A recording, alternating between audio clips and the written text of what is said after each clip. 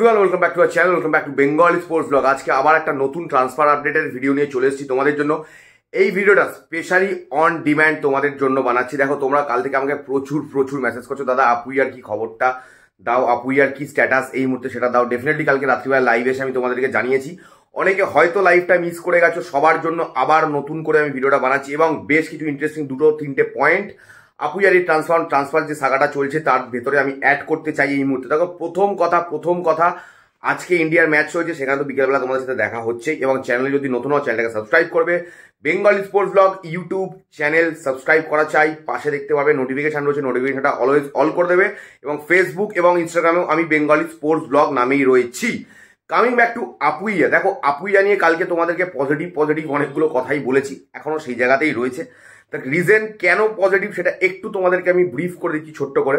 The first thing is that, যেটা আমরা শুনতে পাচ্ছি যে আপুইয়া ভার্বালি একটা ইস্ট বেঙ্গলকে জানিয়েছে যে ইস্ট বেঙ্গলের যে অফারটা সেটা আপুইয়ার ভালো লেগেছে। এবং এটা একটা মানে স্বাভাবিক, ইস্ট বেঙ্গল যেটা অফার করেছে ইন টার্মস অফ স্যালারি, যেটা মুম্বাইয়ের থেকে অনেকটাই বেশি। গেম টাইমের কোনো অসুবিধা আপুইয়ার মুম্বাইতে নেই, Mumbai is a good team, we all know that. But যে স্যালারিটা ইস্ট বেঙ্গল আপুইয়াকে অফার করেছে এই মুহূর্তে সেটা কিন্তু মুম্বাইয়ের থেকে অনেকটাই বেশি।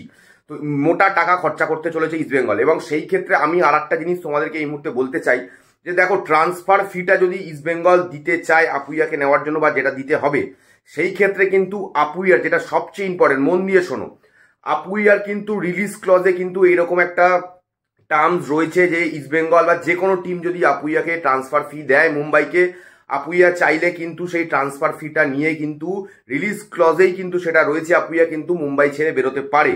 দ্য থিং ইজ দ্যাট, প্রথম কথা হচ্ছে যে ট্রান্সফার ফিটা দেওয়া মুম্বাইয়ের সাথে ডেফিনেটলি ইস্ট বেঙ্গল এখন নেগোসিয়েশন চলবে। The things are in positive. এবং আমি এটুকুই বলবো, এই মুহূর্তে যা ব্যাপারটা যেদিকে যাচ্ছে ইস্ট বেঙ্গলের ক্ষেত্রে, to all the east Bengal fans আমি এটুকুই বলবো যে একটা গুড নিউজ খুব তাড়াতাড়ি কিন্তু আসতে চলেছে, সেরকমই মনে হচ্ছে এখন অব্দি।